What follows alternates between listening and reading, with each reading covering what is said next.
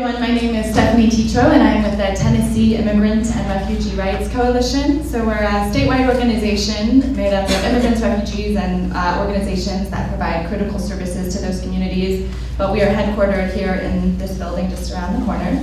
And so we have been making good trouble in Tennessee for about 14 years.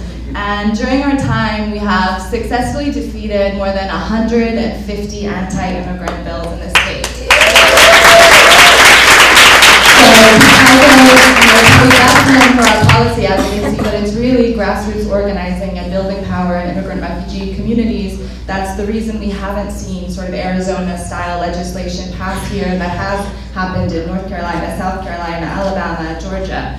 And even in the most hostile of climates, we've been able to advance good policy. We came within one very painful vote of passing in-state tuition for undocumented students in 2015.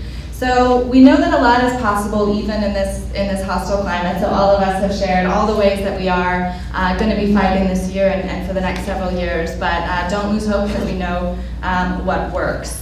And so I won't go into detail. I think folks know what it is that we're up against. Our policy work is at the local, state, and federal level. And of course, the president has issued sort of an all-out war on immigrants and refugees. In his first week in office, he essentially declared that every undocumented person would be a priority for deportation, and that he would deputize local police and local public employees to carry out those deportations.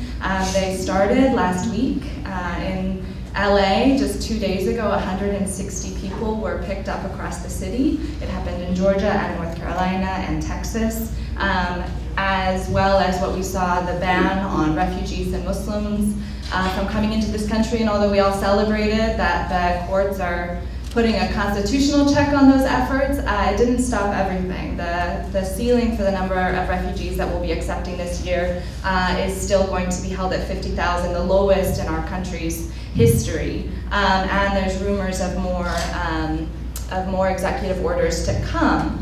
But for us as well on the state level, what we're seeing is that many of our state legislators, especially those that are eyeing run for governor next year, are really looking at the blueprint of how President Trump won this state. And so, after he issued the executive order on deportations and said that he would punish cities who refused to comply or be part of the deportation force, the very next day, a senator in Tennessee introduced a bill that would punish cities in very similar ways.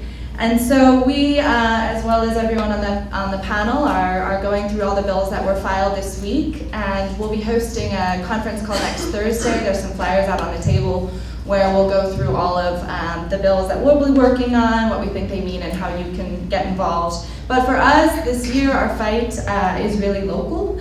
We believe that it's in city and county councils where we'll be able to advance protections for immigrant communities, defend the rights and dignities, and of course, to prevent deportations. We're going to be working to keep ICE out of schools, hospitals, courts, jails, and make sure that Nashvillians and Tennesseans can stay with their families. And so we need your help building support for those policies. We absolutely cannot normalize mass deportations. I know that everybody here is probably a little wary of outrage fatigue, right? Every day we're going to see something on the news, some troubling piece of legislation, but it's important that we don't let the destruction of families and people being ripped from our communities become just a normal part of doing business under the Trump administration.